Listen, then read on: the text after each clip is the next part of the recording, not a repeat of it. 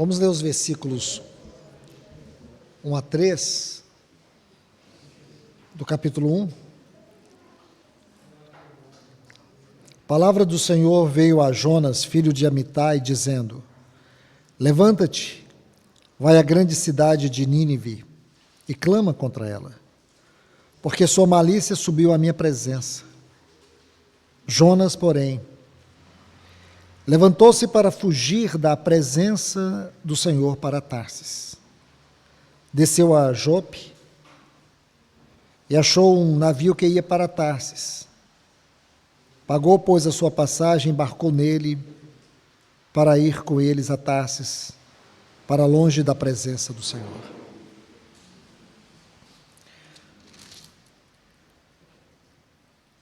Vamos ler aqui no capítulo 3, versículo 1. Pela segunda vez veio a palavra do Senhor a Jonas, dizendo: Levanta-te e vai para a grande cidade de Nínive, e faze-lhe a pregação que eu te ordeno. Então levantou-se, pois, Jonas, e foi a Nínive, conforme a palavra do Senhor. Ora, era Nínive uma cidade em extremo grande, de 3 dias de jornadas. Jonas começou a entrar na cidade, fazendo a jornada num dia, e clamou e disse: Ainda 40 dias e Nínive será subvertida. Os homens de Nínive creram. Os homens de Nínive creram em Deus e proclamaram jejum, e vestiram-se de saco, desde o maior até o menor deles. Vamos orar. Bendito Deus e Pai, Senhor, nós nos alegramos em estar na Tua presença. Amém. Senhor, porque Tu és um Deus de amor, um Deus de misericórdia infinita. Tu és, Senhor, aquele no qual nós confiamos e depositamos toda a nossa vida. Pedimos ao Senhor que de uma maneira muito especial venha se revelar a nós, que de uma maneira gloriosa e poderosa o Senhor venha falar a esta comunidade que se reúne em Teu nome nesta noite. Tenha o Teu lugar de preeminência aqui, Senhor. Fale conosco. Nós te pedimos em nome de Jesus. Revela-te a nós mais uma vez. É o que te pedimos, em nome de Jesus. Amém. Vamos dar continuidade ao assunto de ontem, que a gente esteve estudando juntos, sobre o profeta Jonas. Como eu disse, embora dentro da bibliologia o livro de Jonas ele se encontra entre os livros dos profetas menores, mas sabemos muito bem que esse não é um livro de profecia. Esse é um livro que foi escrito para falar não de profecias, mas para falar do profeta. E há muitas questões interessantes sobre Jonas, porque aqui neste livro nós vamos ver algo que manifesta não somente uma situação histórica, mas uma realidade presente. Porque eu creio que se você conhece bem a história de Jonas, você vai perceber que ele não é alguém que podemos dizer assim, um grande herói bíblico. O que se percebe na vida desse homem é que ele é alguém comum, alguém que tinha uma vida comum. O Jonas não era alguém extraordinário. Eu penso que se você fizer um estudo detalhado de todos os profetas menores, esse aqui é um que vai se identificar muito bem conosco, com as nossas fragilidades, com as nossas teimosias, com as dificuldades que nós temos em lidar com aquilo que é espiritualmente elevado. Mas, por outro lado, você vai descobrir também que nenhum outro profeta experimentou avivamentos de uma forma tão surpreendente e poderosa como Jonas. Nós sabemos que durante o seu ministério, ele experimentou 3 avivamentos extraordinários. Eu tomo muito cuidado quando eu uso esta palavra avivamento, até porque muitos tomam esta palavra para poder falar de de algo sobrenatural, algo que está muito elevado do ponto de vista espiritual para os cristãos. E na verdade não é. Avivamento não é algo que está muito distante do povo de Deus. Na verdade é o povo de Deus que está distante do avivamento. Porque avivamento deveria ser a característica visível, comum, diária do povo de Deus na terra. Eu digo assim, avivamento é a vida normal da igreja. Fora de avivamento, o que nós temos é indiferença, frieza, o que nós temos é apostasia. Qualquer comunidade local deveria estar empenhada para viver de uma forma bíblica. Então, o avivamento é aquilo que designa a igreja do ponto de vista bíblico. O povo de Deus deveria ter isso com naturalidade, e não como algo sobrenatural.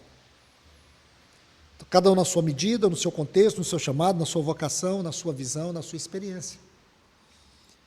Porque quando você vê essas 3 experiências da vida do profeta Jonas, você vai perceber claramente que em cada situação é porque o povo estava vivendo um estado de anormalidade.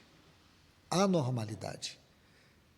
O problema da igreja hoje é que ela se acostumou a viver em um estado de anormalidade. Você percebe os desvios, você percebe as incoerências. Você percebe que o povo de Deus prefere muito mais religiosidade do que espiritualidade. Muito mais superficialidade do que profundidade. Então nós não questionamos isso, porque nós já nascemos como que doentes espiritualmente falando. E aí nos acostumamos com o estilo de cristianismo, em que a centralidade de Cristo não é o ponto fundamental. A natureza da igreja, tendo como um padrão celestial, não é algo que nos inquieta. Preferimos muito mais uma visão institucional, denominacional da igreja do que uma visão celestial. E assim nós desenvolvemos uma fé utilitarista e não uma fé relacional. Uma fé que nos leva a buscar a Deus por Deus mesmo e não por aquilo que Ele pode fazer por nós. Está muito mais ligada ao que Ele é para nós do que o que Ele pode fazer por nós. Está muito mais ligada a uma comunhão com Ele do que a obter coisas por meio dEle. Esta é a fé bíblica. Então, dentro de todo esse contexto de degradação, nós estamos aqui estudando o livro de Jonas. E aqui mostra um homem comum, ele não é um homem extraordinário. Ele é um profeta cheio de fraquezas. E o que é extraordinário, eu uso mais uma vez essa palavra, é justamente por conta disso, é que ele não é um grande herói. Ele já começa a história dele aqui cometendo uma falha gravíssima, um pecado. O pecado de desobediência. Alguém que não foi capaz de crer o suficiente em Deus para poder confiar, descansar, por mais que fosse impossível. Porque Jonas, ele não começa o ministério dele aqui. Ele já tinha experimentado algo de Deus. Se você olha a palavra de Deus aqui, algo muito interessante, eu quero até mostrar isso para vocês. Em 2 Reis, no capítulo 14, se você puder abrir sua Bíblia, 2 Reis, capítulo 14, nós temos o primeiro avivamento na vida de Jonas, no ministério de Jonas. No tempo do reinado de Jeroboão II. Começa bem aqui no versículo 23 e vai até o versículo 29, mas a gente vai ler poucos textos. Vamos ler aí desde o versículo 25, porque nesse tempo, no 5º ano de Amazias, filho de Joás, que era o reino de Judá, começou a reinar em Samaria, que era a capital do reino do norte, que é Israel, chamada Israel, aqui estava dividido no reino do norte, e Judá no reino do sul. Então, enquanto Amazias, filho de Jeoás, estava reinando em Judá, reino do sul, Jeroboão II estava reinando no reino do norte. Aí diz que ele reinou 40 anos, e fez ele o mal à vista do Senhor. Isso foi comum em todos os reis do Reino do Norte. Aí diz assim, que ele restabeleceu os limites de Israel desde a entrada de Ramate até o mar de Arabá, segundo a palavra de Jeová, Deus de Israel. Falou por meio do seu servo Jonas, filho do profeta Amitai, que era de Gat-Éfer. Jeová viu que a aflição de Israel era muito amarga, porque não havia nem escravo, nem livre, nem quem socorresse Israel. Jeová não disse que ele apagaria o nome de Israel debaixo do céu, mas ele o salvou por meio de Jeroboão, filho de Joás. Agora, eu quero que você observe aqui um detalhe muito importante, porque se você observa, voltando aqui o capítulo 13, versículo 7, só colocar um pequeno detalhe, essa nota é muito importante. Volte aí o capítulo 13, o versículo 7. Porque vai dizer como estava a situação de Israel. Diz assim, pois Jeoacás não deixou do povo senão 50 cavaleiros e 10 carros e 10.000 homens de pé, porque o rei da Síria os destruiu e os fez como pó que pisa. Eu estou usando esse texto aqui só para descrever para vocês qual era a situação bélica de Israel. Quando Jeroboão assume o reino de Israel, ele estava completamente devastado. Aí você vai ver aqui, no texto que nós acabamos de ler, que Jeroboão restabeleceu os limites de Israel desde a entrada de Ramate até o mar, versículo 25. Segundo a palavra do Senhor, Deus de Israel, o qual falara por intermédio de Jonas. Então você vê que Deus trouxe um livramento para Israel, mesmo Israel estando naquela condição que estava, Deus ainda não havia falado em riscar. Essa nota é muito importante. Deus ainda não havia falado em riscar o nome de Israel, porque você sabe muito bem que Israel, o reino do norte, foi riscado. Você sabe muito bem que essas 10 tribos foram levadas para a Assíria no ano 722, e ali eles permaneceram e eles não retornaram. Houve uma miscigenação. O rei da Síria, Senaqueribe, ele trouxe povos de muitos lugares diferentes, e esses povos se mesclaram entre si, houve uma miscigenação de povos, e é dessa miscigenação de povos é que nós conhecemos no Novo Testamento os samaritanos. Então essa é uma síntese. Mas o que Deus fez? Olha a misericórdia do Senhor por meio de Jonas. O Senhor usou Jonas. Pela palavra do Senhor, por meio de Jonas, o Senhor trouxe um grande mover, como o Senhor dando uma chance para que Israel se voltasse para ele. Jonas foi um profeta aqui do Reino do Norte. Ele era contemporâneo, possivelmente, de Amós e também de Oséias. Mas Israel não se voltou para o Senhor. Então nós sabemos que houve este primeiro avivamento, esse grande mover de Deus na vida de Jonas. O segundo está aqui no capítulo 1, os versículos 3 a 15, ou por que não dizer, os versículos 4 a 15 do próprio livro de Jonas, que é o que ocorreu naquele navio. Então nós sabemos muito bem que o Senhor chama Jonas para ir a Nínive. Você sabe qual era a distância? Vamos tomar ali Jope, né? Porque ele desceu para Jope, de Jope até Nínive. Nínive é Mossul, no Iraque hoje. 900 quilômetros por terra. 900 quilômetros por terra. Você deve pensar, nossa, mas aí é muito longe, né? Meu Deus do céu. Mas aí você vai ver que ele não vai.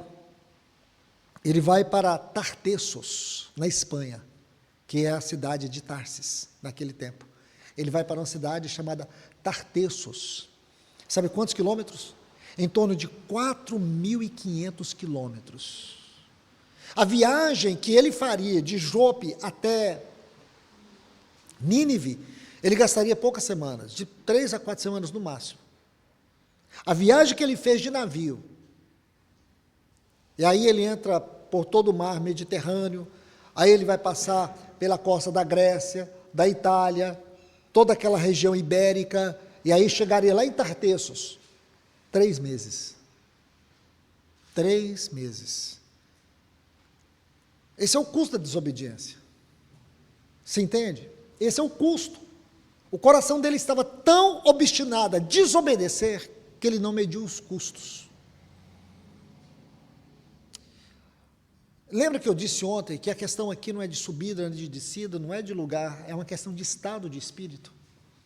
Não é questão de topografia, é uma questão espiritual, é de teologia. Essa é a situação que nós temos que examinar. Porque aqui nós não estamos para falar do Jonas, é o nosso próprio coração obstinado. É o preço que nós pagamos em não viver aquilo para o qual fomos chamados a viver. Você pode imaginar se Jonas pudesse assistir a história parado no tempo, o que Deus iria fazer mesmo sem ele, e aqui eu coloco um texto, que está lá em Esté, capítulo 4, versículo 14. Quando havia todo um projeto arquitetado para varrer a nação de Israel, a nação de Judá, do mapa, que foi ali o que aconteceu no tempo da rainha Ester. Um amalequita, um descendente de Amaleque, aqueles que Deus havia mandado Saul riscar do mapa, um povo vil, perverso, inimigo do povo de Deus. E aí, nós sabemos que alguns não foram mortos. E agora nós vemos um descendente de Amaleque, lá na história contextual de Ester, Amã. E ele tinha um plano para varrer, aniquilar para sempre a nação de Judá, o povo de Deus na face da terra. Então, naquele momento de grande tensão, Mardoqueu chega para Ester, no capítulo 4, versículo 14, diz assim: Deus vai enviar socorro para o seu povo, mas tu e a casa de teu pai vai perecer. Quem sabe, se não foi para um tempo como este que Deus te colocou como rainha. Assim que ele falou para ela. Vai haver muitas mortes, e possivelmente tu e a casa de teu pai vai perecer. Mas foi para isso que Deus te colocou como rainha. Reflita, pense. A tônica era essa. Amados irmãos, você imagina, Deus envia socorro para o seu povo. A palavra de Deus não volta vazia. Esta deve ser para nós uma mensagem de profundo impacto e até de constrangimento. Porque Deus não precisa de mim, Deus não precisa de você, mas Ele nos dá o privilégio, o extraordinário, o grandioso privilégio de sermos os seus cooperadores. Jonas tinha a grande responsabilidade dentro do privilégio de ser um profeta de Deus, de ser um instrumento da voz de Deus, de comunicar a mente de Deus, de participar da obra de Deus na terra. E isso não, é uma coisa que me consome, irmãos, porque que nós, servos de Deus, nós não somos aqui homens que estamos numa posição superior aos nossos irmãos. Nunca foi sobre isso. Nunca foi sobre cargo. Nunca foi sobre hierarquia. Mas o santo encargo do privilégio e da suprema responsabilidade de expressar, de representar a mente do Senhor no meio do seu povo. É para isso que nós fomos chamados. E como que você tem esse chamado e você é uma pedra de tropeço na obra de Deus? Como eu me dou o direito, como fez Jonas? Ontem eu usei a lógica de Jonas. Como eu me dou o direito de fazer as coisas do meu jeito, da minha maneira. Eu leio a Bíblia e eu dou a minha interpretação. Como eu me coloco numa posição em que eu sou um obstáculo. Eu sou uma oposição. Eu estou na contramão. Deus mandou ele ir para a região, para o lado leste, ele foi para o lado oeste. Como que eu me dou ao direito de fazer isso? De fazer do meu jeito? Esse livro, embora, como eu disse, 4 capítulos, mas as lições e as exortações e as aplicações e as implicações desse livro é de devastar o nosso coração. Há muito que se aprender aqui. Há muito que você refletir aqui. Como foi possível ele deixar toda uma direção de Deus, por mais que para ele pudesse ser impossível? Porque Nínive era uma nação debaixo da ira de Deus. Os ninivitas eram conhecidos pela promiscuidade, pela profunda idolatria satanista, pervertida. E aqui Deus vai colocar Jonas debaixo daquela sombra da planta imprevisível, onde Deus o coloca ali para ensinar a grande lição, e para poder contrastar o coração de Jonas e o coração de Deus, lá no capítulo 4.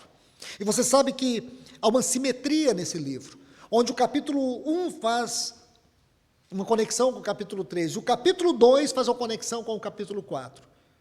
Então, no capítulo 1, Deus chama Jonas, e ele não obedece. No capítulo 3, Deus chama novamente Jonas, e ele obedece.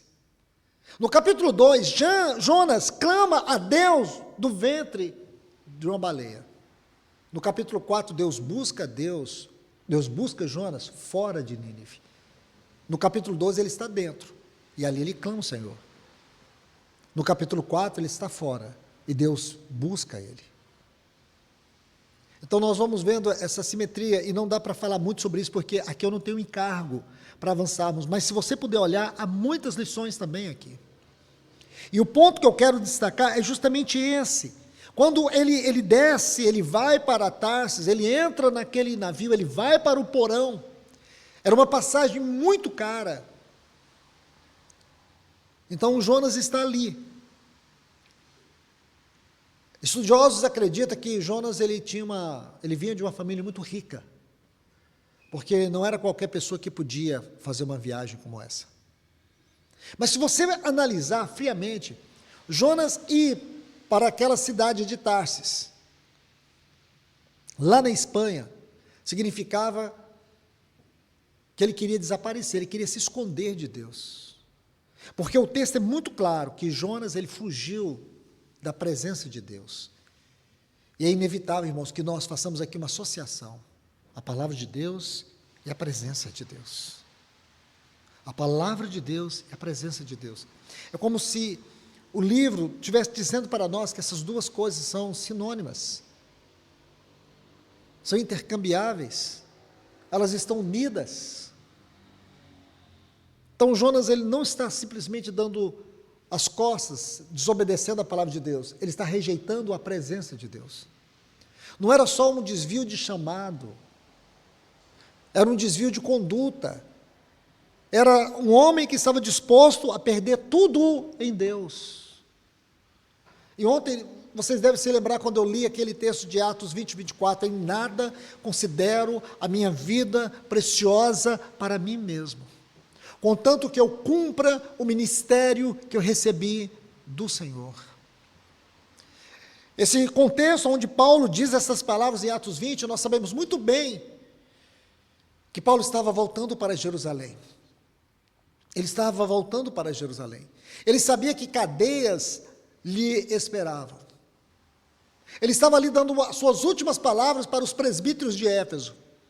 Ele sabia, ele sentia no seu espírito, por causa da profecia, da palavra do Senhor por meio de Ágabo, daquilo que iria lhe acontecer. Ele não sabia a natureza, mas nós sabemos pela história, a gravidade daquilo que aconteceu a Paulo, quando ele retorna para Jerusalém naquela viagem. Mas ele não considerou sua vida preciosa para si mesmo. E aqui está um detalhe, Jonas considerou a sua vida preciosa demais. E aqui está, irmãos, um ponto que nós precisamos refletir. Será que esse não é o nosso problema? Será que a minha vida não é muito preciosa para mim? Será que eu não tenho abandonado o chamado de Deus para viver o meu chamado? Para viver no meu padrão? Para viver o ministério como eu quero, viver a igreja como eu quero? Quantos irmãos hoje estão edificando coisas para si e dizendo que é para Deus? Quantas coisas nós temos edificado que não passam de bezerros de ouro, onde nós temos colocado nossas impressões, nossas marcas. Quantas coisas Nós dizemos que é para Deus como se Deus aceitasse aquilo que vem do suor do homem. Isso é muito sério, irmãos. Nós precisamos refletir a todo tempo. Algo muito sério. Então você vê, prosseguindo aqui, Jonas era um homem que tinha experiência com Deus. Ele está lá. O barco está afundando. Um vendaval terrível. Eles estavam fazendo o que podiam. A Bíblia diz, se você puder olhar aí, no capítulo 1, versículos 4 a 15, você vê que Jonas estava lá no porão, aí no versículo 5, e diz que ele dormia profundamente. Eu, sinceramente, irmãos, é claro que a gente tem que fazer uma série de análises para perceber a realidade contextual. Como que ele podia dormir profundamente dentro de um caos? Essa é uma pergunta que eu me faço. Como ele poderia ser tão insensível? Agora, ele não só é insensível à voz de Deus, ele é insensível à situação. Ele é insensível em um momento tão urgente. Eu faço essa pergunta olhando para mim. Isso precisa também brilhar diante de nós. Não perceber a urgência, não perceber essa hora que nós estamos vivendo, não perceber a situação econômica, política, social, que tem se alastrado, não perceber a que horas. Aquele que está lá em Isaías, o capítulo 21, versículo 11, encargo de domar, gritam-me de sair, guarda, a que horas estamos da noite, guarda a que horas. Essa é uma profecia sobre a descendência de Ismael. Dumá é um descendente de Ismael. Aqui tem a ver com os povos árabes, aqui tem a ver com a convulsão árabe, também não é meu encargo aqui, mas essa parte, a que horas estamos da noite? Eu quero tomar isso, a que horas? Será que nós conseguimos discernir esse tempo? Deixe-me colocar um texto aqui, se você puder abrir sua Bíblia, em Mateus capítulo 11,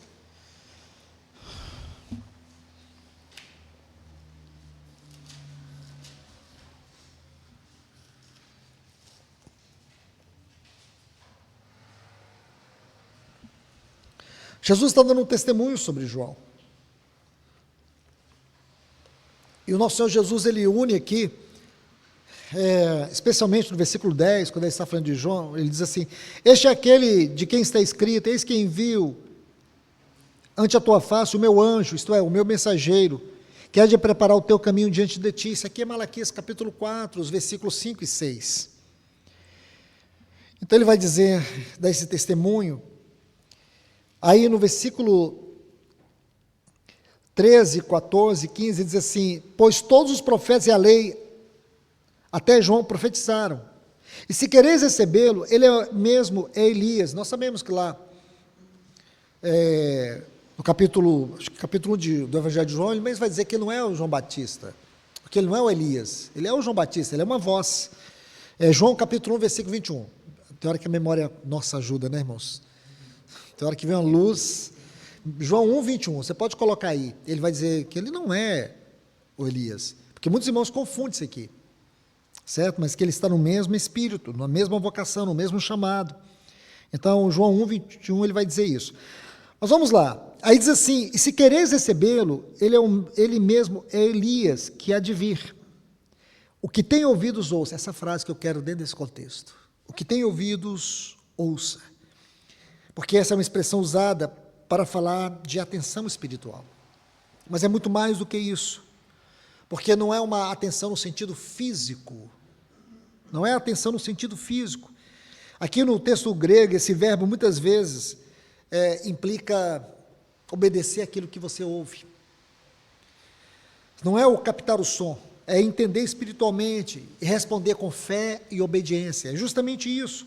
Mas aqui eu quero mostrar algo para você, porque o verdadeiro sentido, mais profundo significado de quem tem ouvidos, ouça, é quem tem discernimento espiritual, reconheça o tempo da minha visitação.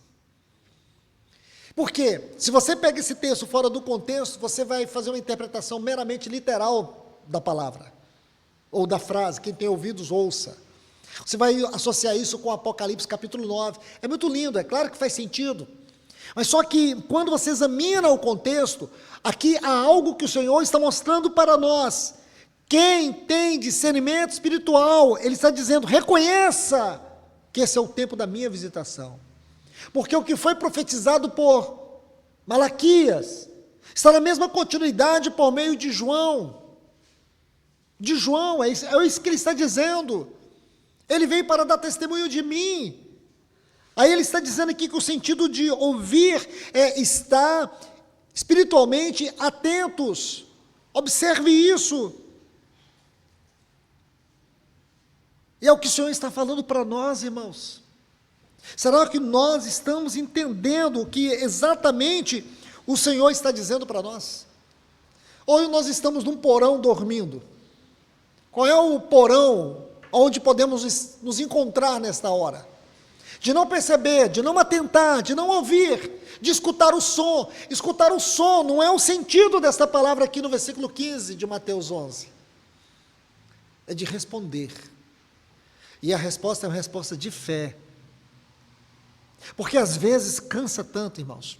Você falar quase que as mesmas coisas para as mesmas pessoas, e você não vê caminho, você não vê progresso, você não vê avanço, você não vê uma disposição, e parece que as pessoas começam a acostumar a te ouvir, como se elas estivessem consumindo alguma coisa momentânea. Sabe quando você come alguma coisa, e aquilo depois não faz o menor sentido?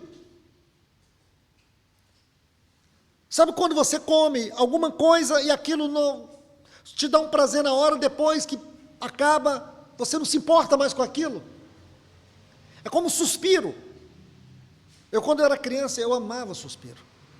Então, o dia que eu percebi que suspiro só tinha açúcar, e ele não enchia minha barriga, não produzia nada, alterava o que poderia ser pior no meu corpo, eu parei de comer suspiro. Mas uma lembrança que eu tenho do suspiro é que no momento que você dava a primeira mordida, você viajava. Ainda mais eu que era uma criança muito pobre. Imagine, isso pode ser associado a muitas outras coisas. E às vezes a palavra se torna isso, para os nossos ouvidos. É aquele que você consome na hora. Você ama as informações. Você gosta do estilo que o irmão prega. Você ganhou algumas anotações na sua Bíblia. Você viu alguma coisa diferente. Mas isso acaba. E a gente volta novamente. Você sabe que quando você trata a palavra de Deus assim, você está tratando a presença de Deus. Lembre que eu disse, não se separa no livro de Jonas, em nenhum lugar da Bíblia, porém aqui está muito claro. Você não separa a voz de Deus da presença dEle. Você não se separa. No sentido mais elevado da definição, a palavra de Deus, o Logos de Deus, o Novo Testamento, é o próprio Deus. É o Filho de Deus. Isso está em João capítulo 1, versículo 1 e versículo 14, todos nós sabemos isso. Ele é o Logos. É o pensamento, é o conceito que Deus tem de si mesmo. Se você busca a definição mais elevada de Logos, Logos define, é o conceito que Deus tem de si mesmo. É o conhecimento que Deus tem de si mesmo. E ao conhecer a si mesmo, Ele tem uma imagem que é semelhante a Ele. E essa imagem que Deus tem, que é semelhante a Ele, é o que os filósofos, os estudiosos antigos chamavam de Logos. É o conceito que Deus tem de si mesmo. E ao conhecer a si mesmo, Ele gera de si mesmo eternamente uma imagem que é igual a Ele mesmo. Essa imagem é o Logos. E o que nós conhecemos de Logos? Palavra. Quem são os profetas do Antigo Testamento? Aqueles que tinham visão de Deus e comunicavam a palavra de Deus. O ministério profético no Novo Testamento é um ministério ligado à palavra de Deus. Não é um ministério ligado a adivinhações. Como muitos profetas se autoproclamam profetas e ficam adivinhando. Isso tem a ver com astrologia. Isso tem a ver com o espiritismo. Essa coisa da adivinhação é satânico. Ministério profético é ministério da palavra. Havia na igreja de Antioquia, Atos 13:1, profetas e mestres, homens da palavra, homens que comunicavam a mente de Deus. É isso que nós precisamos, irmãos. Porque se o mestre ele vinha interpretando a palavra na aplicação, o profeta ele vinha interpretando a palavra na exortação.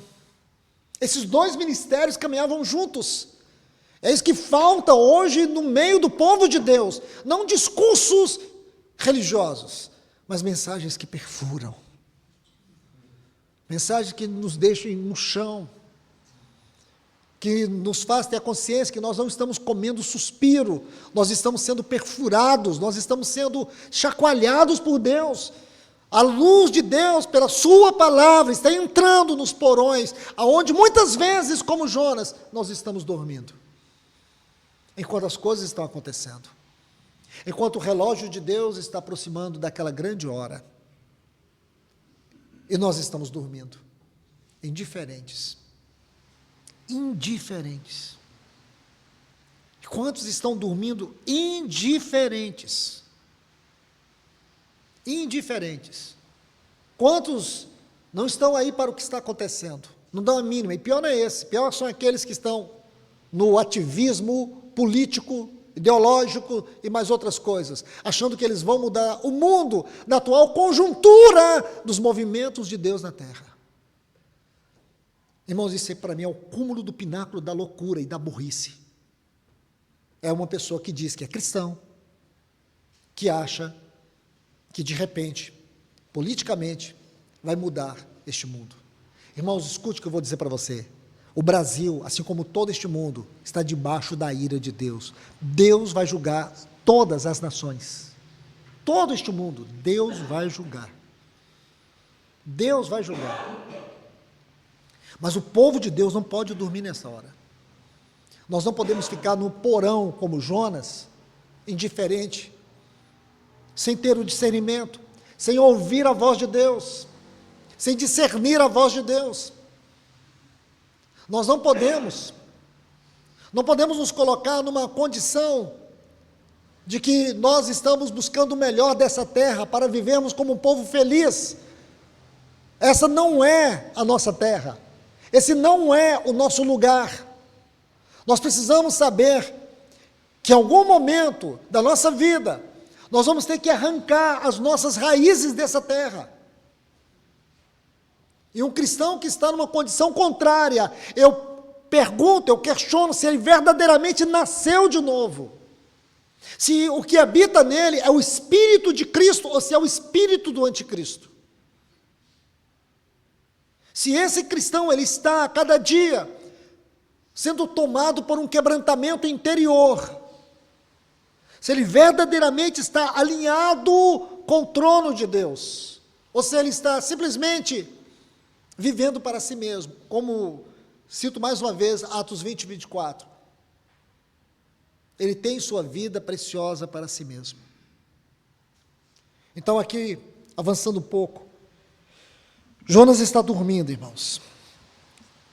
Eu espero que o Senhor nos leve a ver os nossos porões. Que o Senhor nos leve a ver os nossos porões. Em que condição você está? A pergunta que eles fazem para Jonas é: que ocupação é a tua? Podemos traduzir isso assim: o que você está fazendo? Qual que é a sua ocupação agora? Vamos traduzir isso num sentido mais elevado. O que ocupa o seu coração? Deixa eu apertar um pouco mais. Qual é a prioridade do teu coração? Qual é a busca que você tem agora? O que realmente te atrai? Porque isso vai definir o seu relacionamento com Deus. Isso vai definir a sua vocação. Se ela é celestial ou se ela é mundana. Se é uma vocação com destino eterno ou é uma vocação com destino efêmero. Essa resposta é muito importante.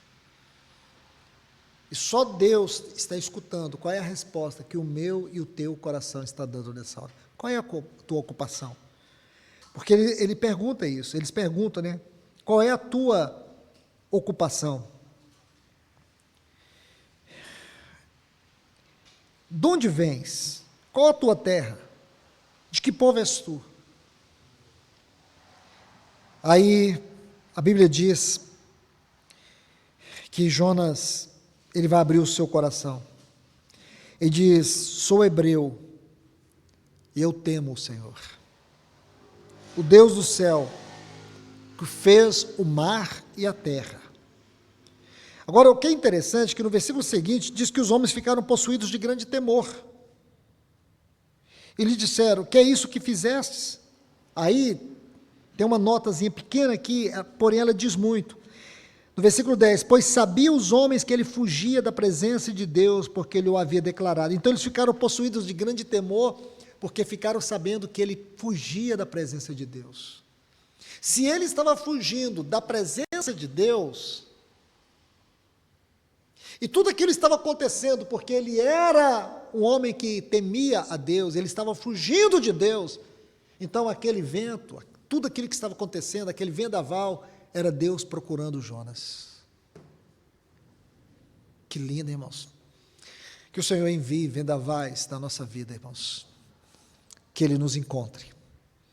Seja no porão que eu e você estiver, que Ele possa nos encontrar. Porque quando você pega tudo isso aqui, joga para o capítulo 3, aí você vê o que Deus faz. Esse é um livro de misericórdia.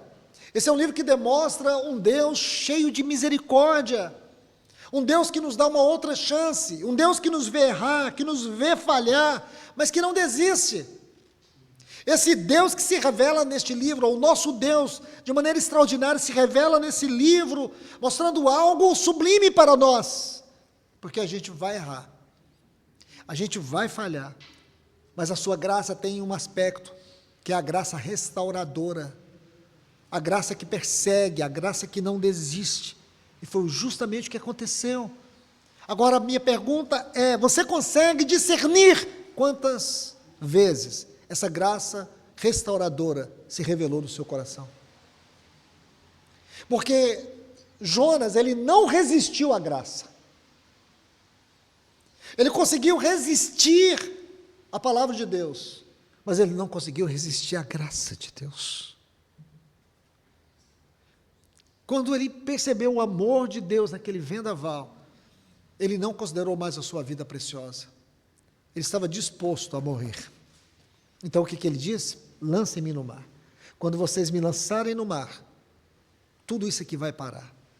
E foi justamente quando aqueles marinheiros pegaram Jonas e lançaram no mar, o que aconteceu imediatamente? O vendaval parou. Sabe o que eles fizeram? Eles se renderam ao Senhor.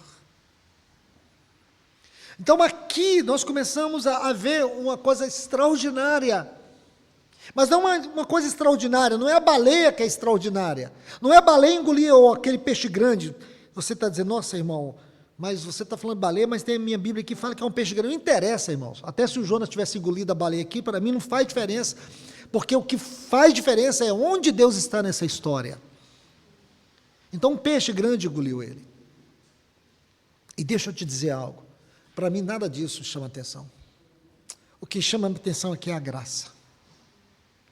É essa graça tão tremenda, que foi lá naquele porão e pegou um homem com um coração resistente, indiferente, alguém que havia pecado, alguém que havia dado as costas para Deus, para a palavra de Deus, alguém que rejeitou, se recusou a ser usado por Deus, ser instrumento da graça de Deus, e mesmo assim a graça o alcança. E sabe, irmãos, falo para vocês, às vezes eu fico meditando quantas vezes Ele nos alcança na nossa caminhada.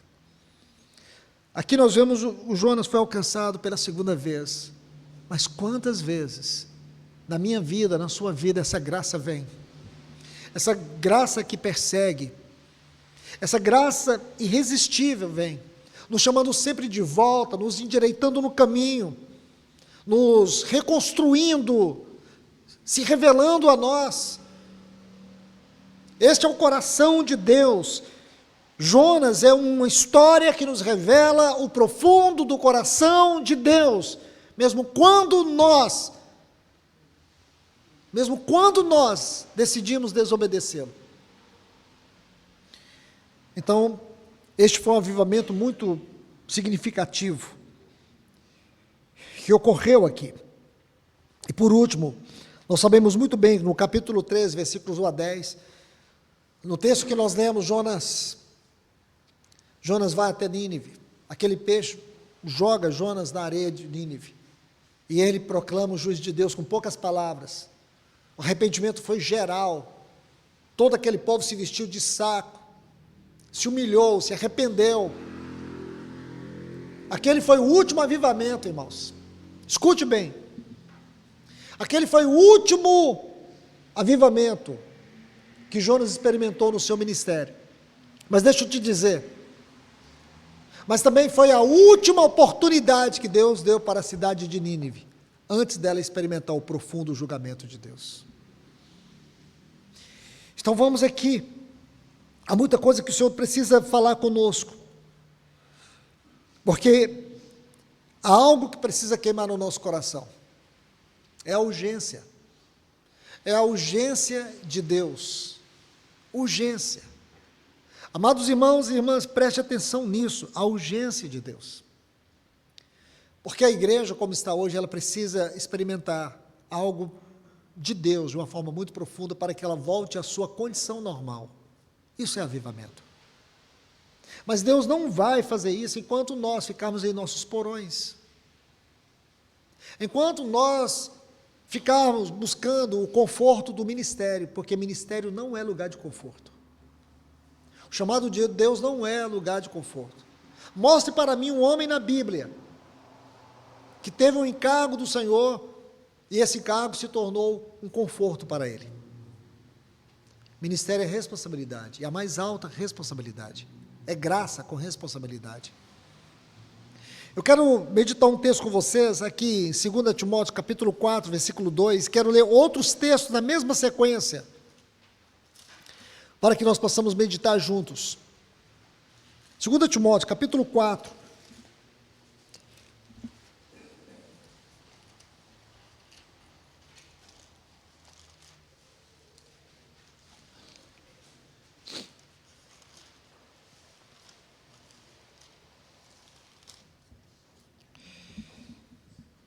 está assim: prega a palavra. Aí ele vai usar um vocábulo, insta. Isso aqui tem um sentido de algo inesperado. Insta. Surpreenda, seria a melhor tradução. Surpreenda. Quer seja oportuno, isto é, quando a oportunidade ocorrer, ou quando não ocorrer, surpreenda. Corrija, isto é, refute, repreenda severamente. Aí depois ele diz, corrija, repreende. Repreenda de uma tal forma em que a pessoa se sinta censurada no seu coração por causa do pecado. Esse é o sentido da palavra repreende aqui. Exorta, conforta, encoraje.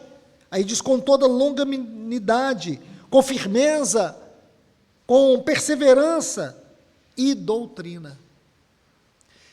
Então, ele podia dizer assim, prega a doutrina.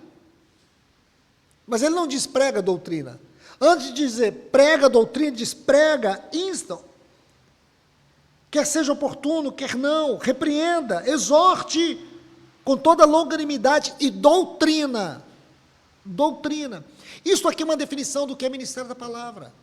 É o que Deus busca hoje. Se nós temos que voltar, irmãos, ao verdadeiro evangelho, há uma necessidade de que o ministério da palavra seja restaurado no nosso meio. Sem a restauração do ministério da palavra, como está aqui na Bíblia, o que nós vamos ter? Vamos ter igrejas com boas performances, com bom culto, porque hoje se investiu tanto no culto, se investiu muito em culto, performance de culto. Deus não tem interesse em performance. Se investiu muito em local de reunião. Deus não está interessado nisso, irmãos. Ele nunca esteve interessado. Porque o culto no Novo Testamento mudou de lugar. Lembra quando aquela mulher samaritana em João 4 encontra Jesus? Ela apontou o lugar da sua adoração, lá no Monte Abarim. Jesus disse que não é aí que está a adoração. E que Deus, ele está atrás de adoradores, não é de adoração. Porque o culto agora não é no lugar, o culto agora é a pessoa. Romanos 12, versículo 1, o culto é a pessoa. Porque no tempo de Jesus, quando ele chegou ali no templo, ele encontrou as pessoas fazendo comércio em torno do templo. Você sabe como que era aquele comércio? Porque na lei de Moisés, no Antigo Testamento, quando uma pessoa cometia um pecado, ela pegava o seu animal. Então ela ia andando com aquele animal.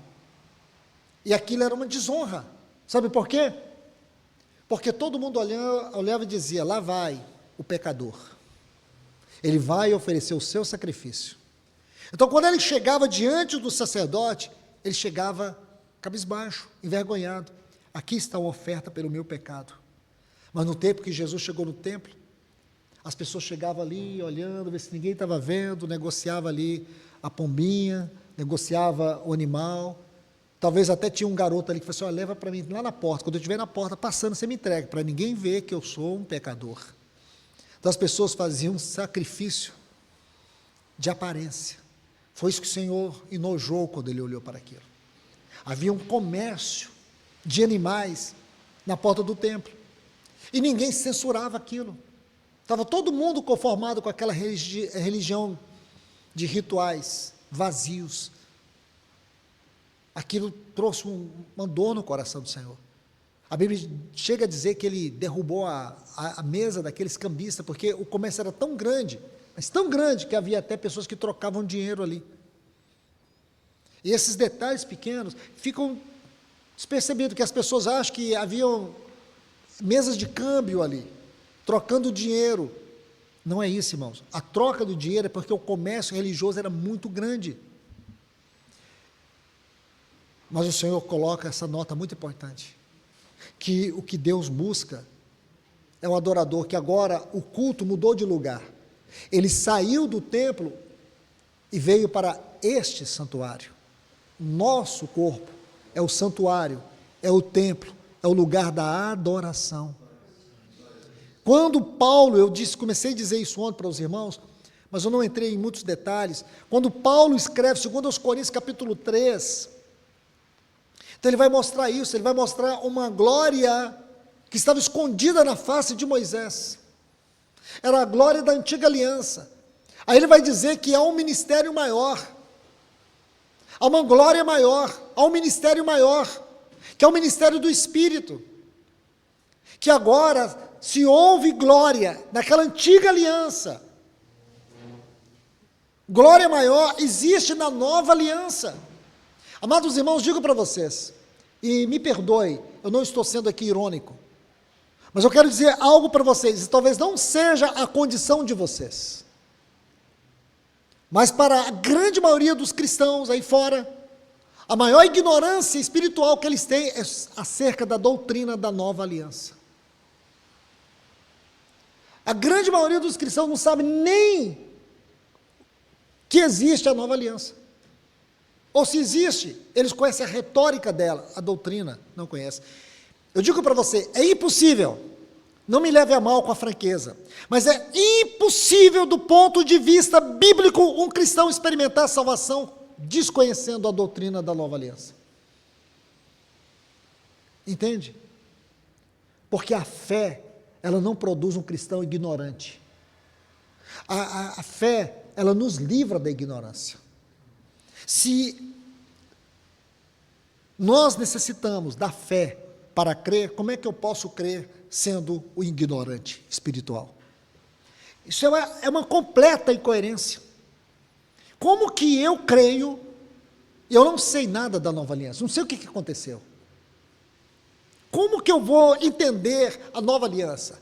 O que significa Jesus, o fiador da nova aliança? O que significa ele ser o mediador da nova aliança?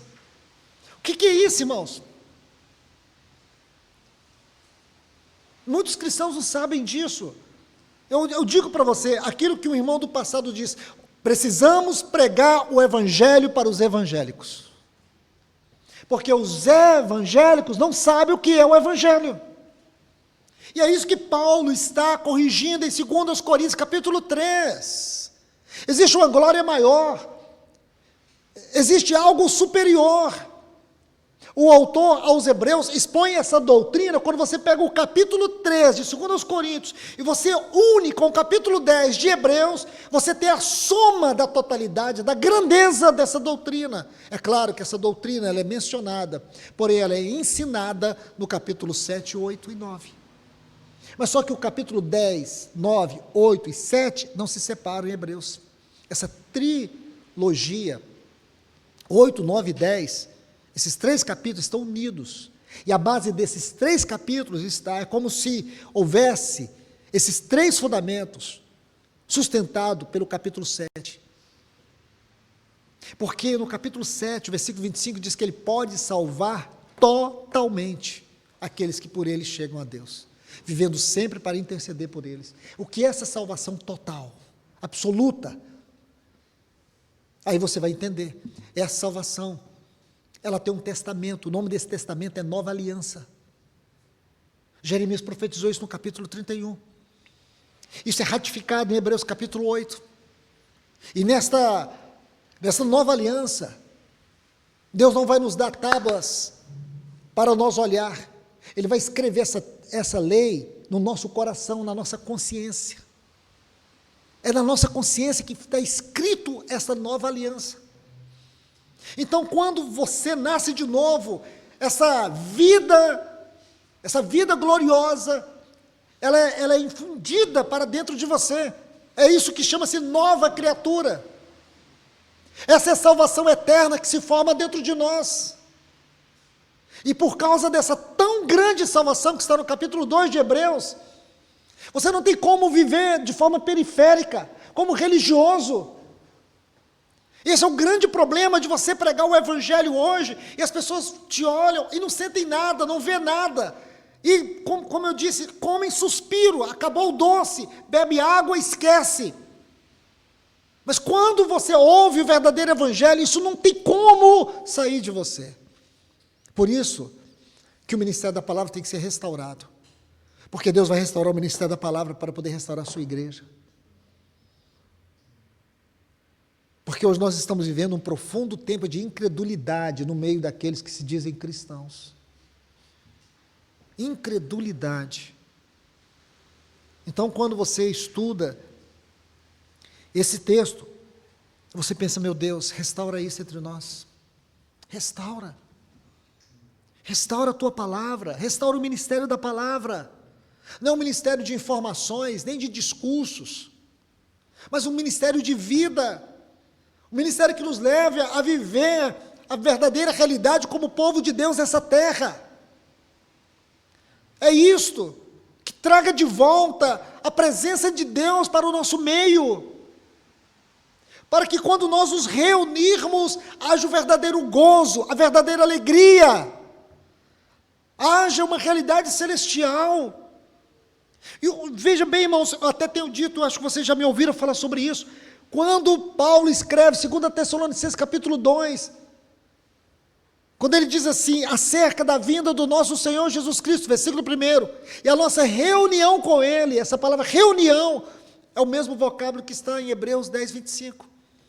Não deixemos de congregar, como é costume de alguns, tanto mais veja que aquele dia se aproxima. Você vai ver que os 2 textos estão falando em uma tônica escatológica.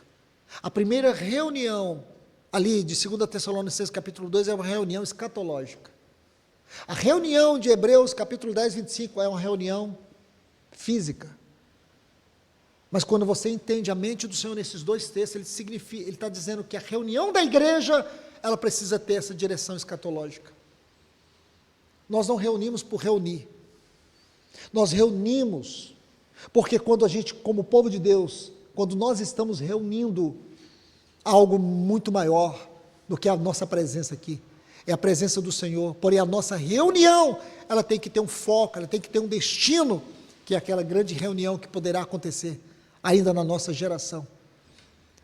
Tem que ter uma ligação entre uma reunião física para uma reunião escatológica, uma reunião terrena de uma reunião celestial. Por que que o Espírito Santo colocou apenas essas 2 palavras dentro desses 2 capítulos? E hoje nós queremos cultos como? Cultos cheios de performance. Culto que satisfaça ego. Culto de entretenimento. E não cultos verdadeiramente bíblicos. Onde as pessoas saem constrangidas pelo falar do Senhor, porque suas entranhas emocionais estão expostas, suas entranhas espirituais estão expostas. Os porões aonde nós estamos escondendo da vontade de Deus, da obra de Deus, da realidade espiritual. Esses porões, a luz do Evangelho entrou lá dentro para nos expor, para nos questionar. Que tipo de vida cristã você está vivendo? Que tipo de relacionamento você está tendo com Deus? Que tipo de comunhão você tem com a palavra de Deus? Você está envolvido com o que Deus está envolvido agora? Porque Jonas, ele deixou de se envolver com o que Deus estava envolvido. Onde foi que Jonas se perdeu? Ele se perdeu quando ele se desconectou da presença de Deus. Ele deixou de se envolver com aquilo que Deus estava envolvido. Isso é muito sério, irmãos. Isso é muito sério. Nós precisamos refletir. Nós precisamos refletir. Onde é que nós nos perdemos na nossa caminhada? Nós precisamos que a luz do céu, através da palavra de Deus, entre nos nossos porões.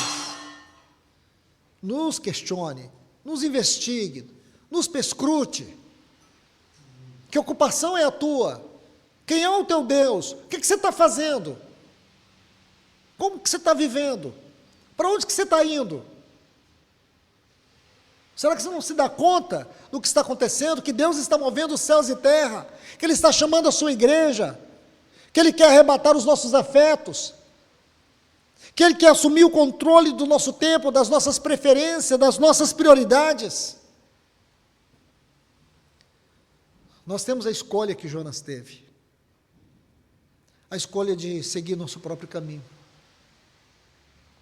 Mas esse é o mais duro juízo que Deus pode exercer contra nós. É deixar que andemos segundo o nosso próprio caminho. O mais triste, doloroso juízo que Deus pode exercer contra nós é deixar que nós andemos em nossos próprios caminhos. Prega a palavra. Deixa eu colocar um outro texto. Olha o versículo 3, aí na sequência de 2 Timóteo, capítulo 4. Olha o que ele diz: pois haverá tempo, e esta palavra tempo, ela precisa ser tomada de forma muito especial, ela é digna de nota. É aquela palavra que nós usamos ontem, estudamos ontem, kairos. Então, quando essa palavra ocorre aqui, ela precisa ser traduzida de forma bem específica. Kairos é um tempo distinto. Kairos não é cronos de cronologia. Kairos é um tempo específico de Deus. Ele diz, porque haverá um kairos.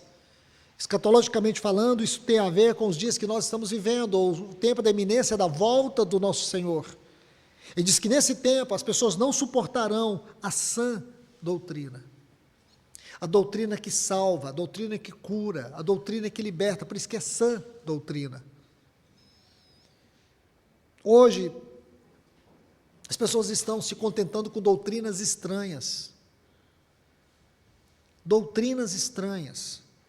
Cercar-se de mestres segundo as suas próprias cobiças, como sentindo coceira no ouvido, isto é, o desejo de ouvir mais e mais as abominações desses mestres. A palavra suportarão aqui, eu gostaria que você observasse ela. Ele está dizendo que as pessoas não vão tolerar, não vão aceitar, eles não vão tolerar a verdade bíblica. Hoje existe uma grande intolerância à verdade bíblica. Digo para vocês, não é isso que nós estamos vendo? O que é popular aqui no nosso país? E não é só no Brasil, é em todo quanto é lugar. É os falsos mestres, é os falsos profetas, é o ensino superficial, é o ensino coach. Tenho certeza, irmãos, se tivesse um coach falando aqui, jamais vocês iam conseguir fazer a reunião aqui dentro. Vocês teriam que ir para o estádio. E aí as pessoas iam ver o quê? aquele evangelho Teletubbies, aquele evangelho bonitinho. Sabe o que as pessoas iam ver? Esse evangelho engraçadinho. Você entende? Evangelho que fica massageando o ego. É isso, irmãos. É isso que as pessoas gostam hoje. Eles não têm tolerância, eles são intolerantes com a verdade, com essa doutrina. Aí, quero que você observe, não suportarão uma rejeição ativa ao ensino verdadeiro. Não é uma questão só de indiferença, é uma rejeição ativa.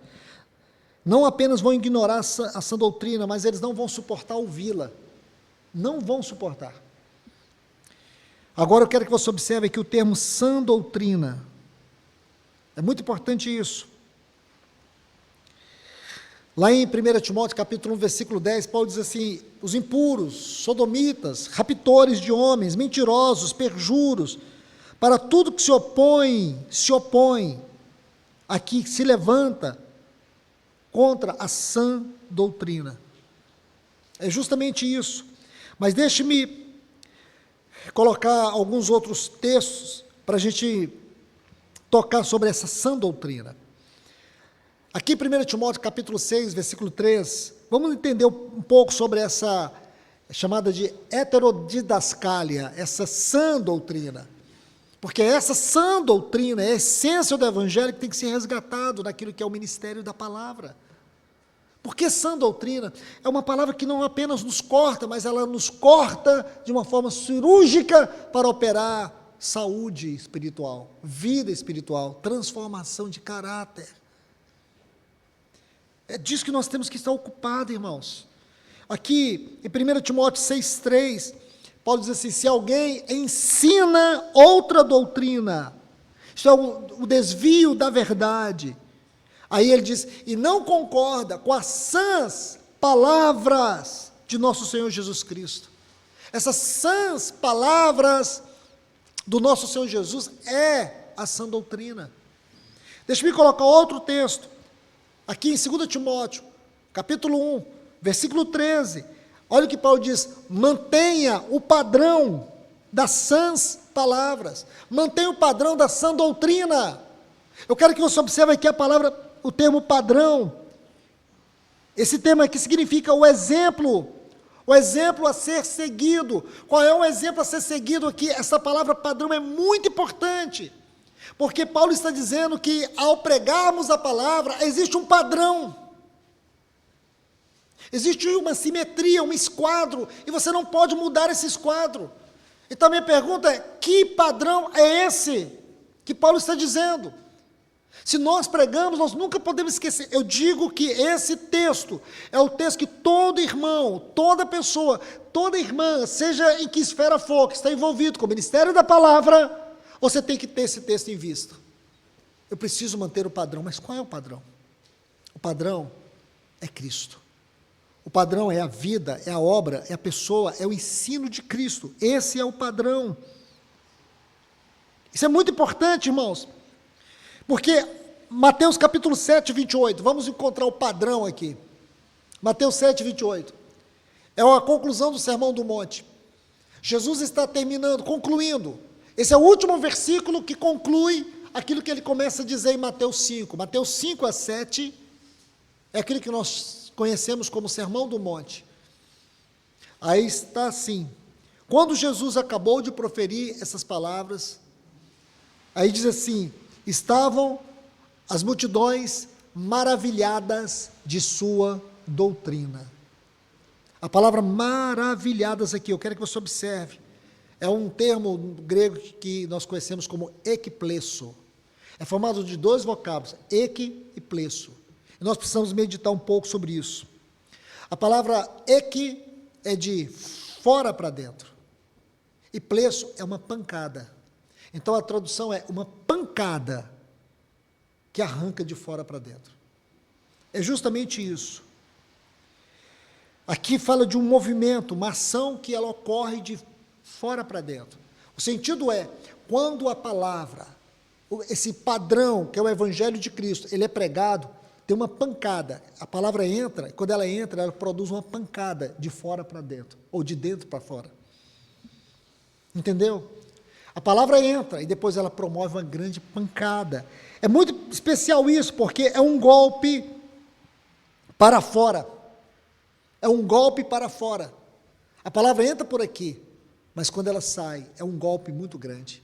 Por quê? Porque ela nos tira de um estado de aparente normalidade, que na verdade não é normalidade. Às vezes é um engano que nós estamos vivendo, e só a palavra de Deus pode produzir um efeito tão poderoso, que vai nos tirar de um estado anormal para um estado normal, que vai nos arrancar dos porões, onde muitas vezes nós estamos ali dormindo, acomodados, onde muitas vezes não percebemos que a maneira como nós estamos vivendo, nós estamos na contramão da palavra de Deus, nós estamos fugindo da presença de Deus. Fugindo da presença de Deus. Então, amados, eu quero deixar essa palavra aqui, para a vossa meditação, reflexão, oração, e que vocês possam colocar tudo isso aos pés do Senhor. Que o Senhor possa lhes ajudar. Que nós possamos ir aos pés do Senhor, clamar pela sua infinita misericórdia. Amém? Vamos orar. Bendito Deus e Pai, Senhor, nós te agradecemos e te bendizemos. Clamamos ao Senhor que, na sua infinita misericórdia, continue falando a nós, Senhor. Continue se revelando a nós. Senhor, nós estamos aqui diante da Tua Palavra, diante da luz da Tua Palavra, e que a luz da Tua Palavra possa incidir no nosso coração, Senhor. O Senhor conhece aqui cada um dos que estão aqui, o Senhor conhece a minha vida e a vida de todos nós. E agora, Senhor, nós temos ouvido do Senhor. Senhor, talvez alguns que estão aqui tenham vivido uma vida como Jonas, estão fugindo da Tua Palavra, da Tua presença. Eles estão dentro de porões, onde eles estão tão acomodados, vivendo a falsa sensação de que tudo está bem. Senhor, que a Tua Palavra possa trazer luz nesta hora. Que a Tua Palavra possa questionar o coração de cada um de nós. Qual é a nossa ocupação? Como nós temos vivido a Tua vontade, a nossa vocação celestial, que pela Tua infinita graça temos recebido de Ti. Ajuda-nos nessa hora. Pai, nós te pedimos em nome de Jesus, nos ajude nesta hora. Tenha misericórdia desta assembleia que se reúne aqui, Senhor. Tenha misericórdia da minha vida, da vida dos meus irmãos e das minhas irmãs. Nós clamamos o Senhor, pedimos a Tua ajuda, em nome de Jesus. Amém.